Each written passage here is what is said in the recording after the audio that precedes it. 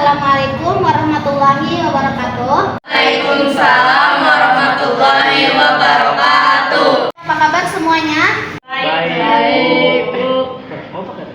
Memulai pelajaran pada hari ini, sebaiknya kita memulai dengan membaca doa dulu. Membaca doa dimulai. Bismillahirrahmanirrahim. Rabbi sholli sadri wa yassirli amri. Rabbi sholli sadri wa yassirli amri. Wahlul 'uqdatam min lisani yafqahul qawli bi rahmatika ya arhamar rahimin. Baik, agar pembelajaran ini tidak membosankan ya, jadi kita mulai dengan ice breaking dulu nih. Jadi ketika saya bilang tepuk satu, jadi kalian tepuk satu kali. Lalu kalau saya bilang tepuk dua, berarti dua kali. Lalu kalau tepuk tiga, berarti tepuknya tiga kali. Tapi ketika bilang angkanya doang, berarti nggak usah tepuk, ya? Paham? Paham. Oke. Kita mulai ya. Tepuk satu, tepuk dua, tepuk tiga,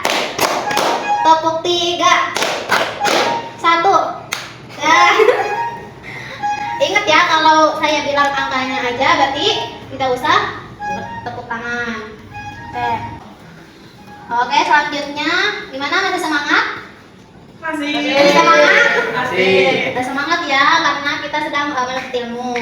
Karena menuntut ilmu itu sesuatu hal yang wajib yang disebutkan dalam sebuah hadis, yaitu talabul ilmi fardhun 'ala kulli muslimin wal muslimat, yaitu menuntut ilmu itu suatu kewajiban bagi seorang muslim dan seorang muslimah. Nah, menuntut ilmu juga merupakan jalan bagi seorang muslim untuk bisa mencapai kepada surga.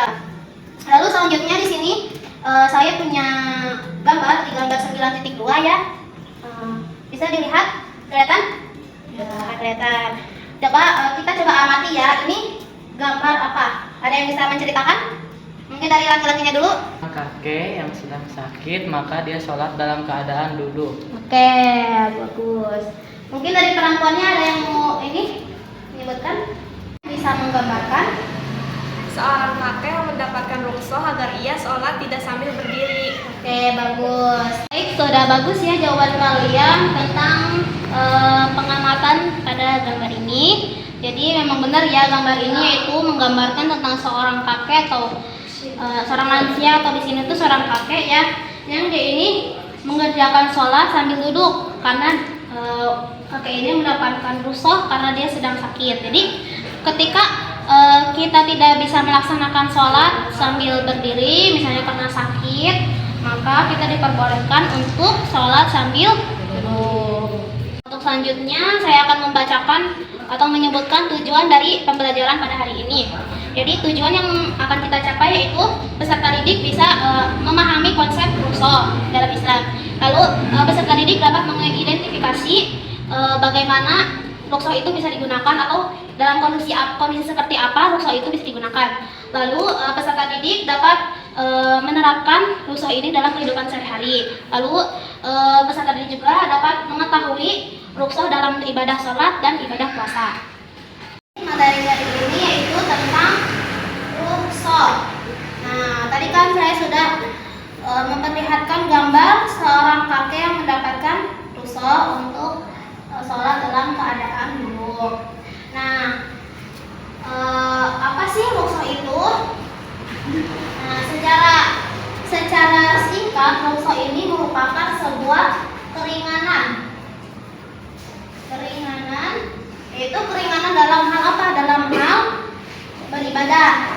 Nah, misalnya ketika seorang mukallaf atau seorang yang sudah balik ya, muslim yang sudah balik mendapatkan uzur dalam melaksanakan ibadah. Contohnya seperti apa? Contohnya ketika seorang yang ingin sholat tapi dia memiliki uzur. Contohnya ketika seorang mukallaf atau muslim yang sudah balik itu dalam keadaan musafir. Nah, musafir ini yaitu dalam keadaan bepergian jauh. Nah, karena berpergian jauh itu seorang musafir ini tidak bisa melaksanakan sholat seperti biasanya. Nah,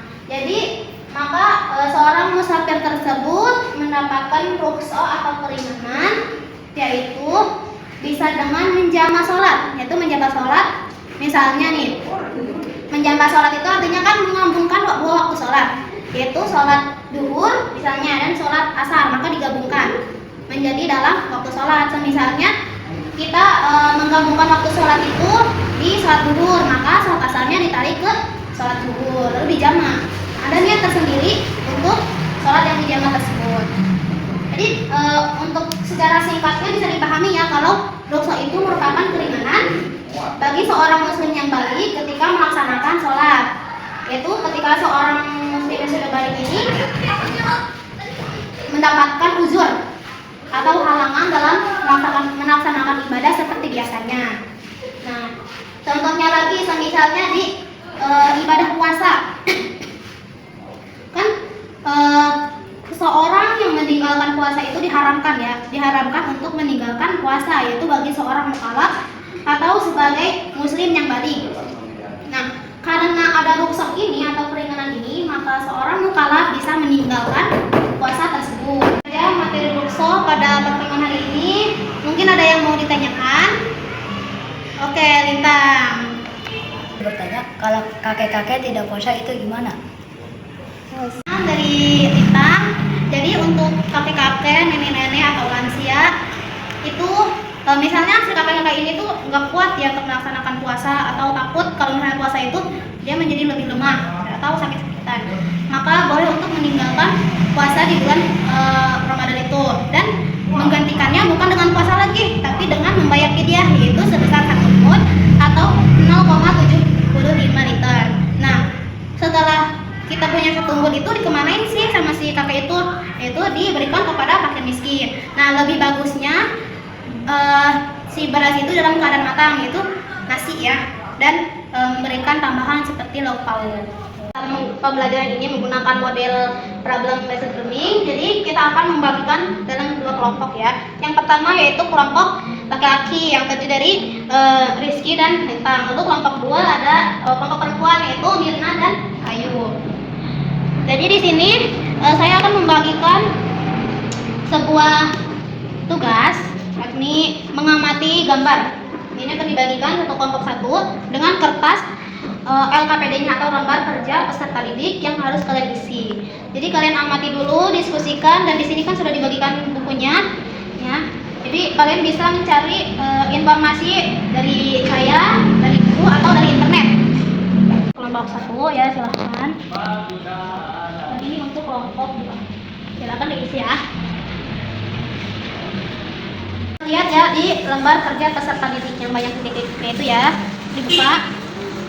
Nah, di sini kalian isi ada nama anggota kelompok, isi dengan nama anggota kalian. Lalu kelas kalian ya, kelas 7B. Nah, di situ ada kalian kan ada permasalahan pada gambar 9.3 atau 9.4. Nah, buletin di gambar yang kalian amati. Misalnya buletin di 9.3 atau 9.4. Lalu di bawahnya ada analisis masalah. Nah, pada analisis ini kalian isi dengan masalah-masalah yang ada pada gambar. Misalnya pengertian apa itu rukso, atau mengapa sih di gambar itu si subjek itu melakukan sesuatu.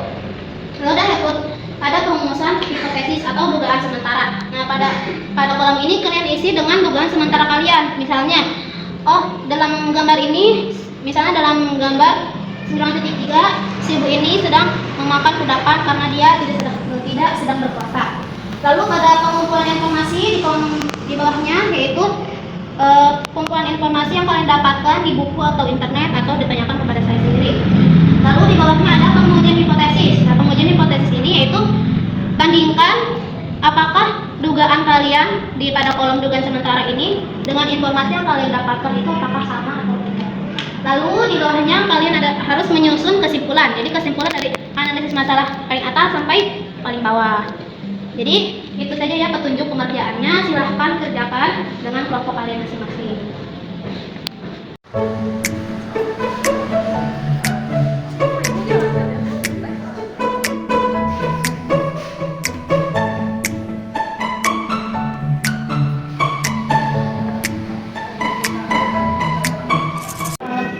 Baik, lembar kerja peserta didik ini sudah diisi. Sudah selesai kan ya mengisinya? Sudah. Sudah, alhamdulillah. Terima kasih sudah mengisi lembar kerja peserta didik ini untuk hasil dari pengamatan kalian di 15.3 dan 9.4. Selanjutnya bisa dipresentasikan ya hasil dari analisis tersebut. Ada analisis masalah. 1. Apa itu ruksah? 2. Jenis ibadah yang terdapat dalam gambar 9.3. Mengapa ibu dalam gambar tersebut memakan kudapan saat bulan Ramadan, di mana yang lainnya sedang menjalankan ibadah puasa? 3. Ruksah ibu tersebut dan konsekuensi yang harus dilakukan sang ibu setelah mendapatkan ruksah tersebut. Pada perumusan hipotesis atau dugaan sementara. 1. Ruksah merupakan keringanan berupa hukum yang meringankan atau memudahkan mukallaf untuk menjalankan ibadah. 2. Dilihat dari gambar 9.3, seorang ibu memakan kudapan karena dia masih memiliki bayi yang masih harus disusui. Maka dari itu, ia mendapatkan ruksah untuk tidak berpuasa. 3. Konsekuensi yang ditanggung si ibu yakni harus diganti puasanya pada lain hari. Pada pengumpulan informasi, beberapa informasi kami dapatkan dari buku, internet, dan dari guru. Terima kasih atas presentasi dari kelompok 1 ya.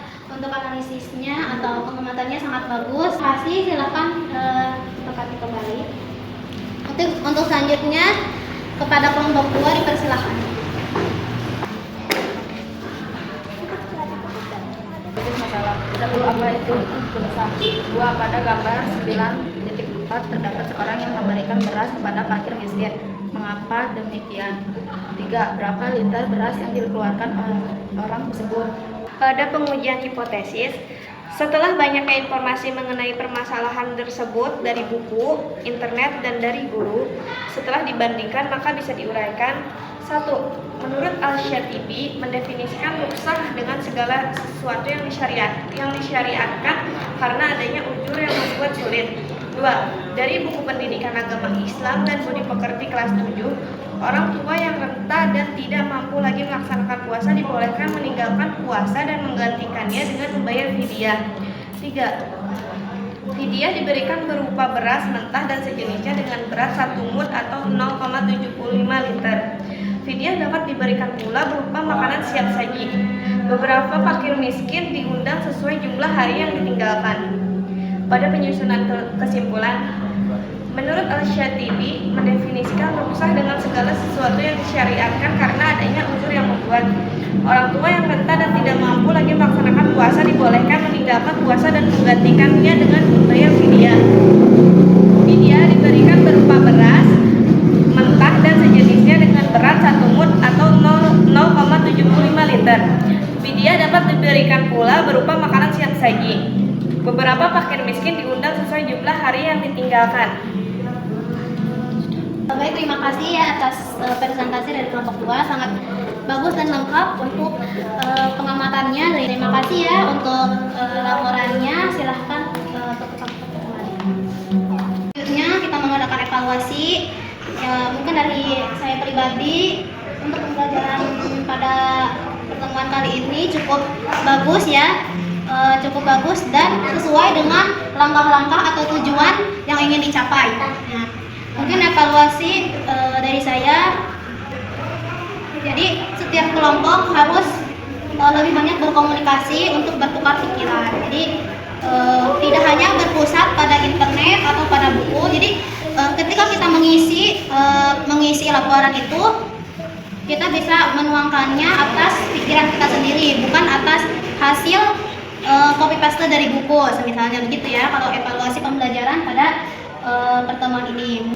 Untuk selanjutnya kita tutup dengan membacakan doa kafaratul majlis.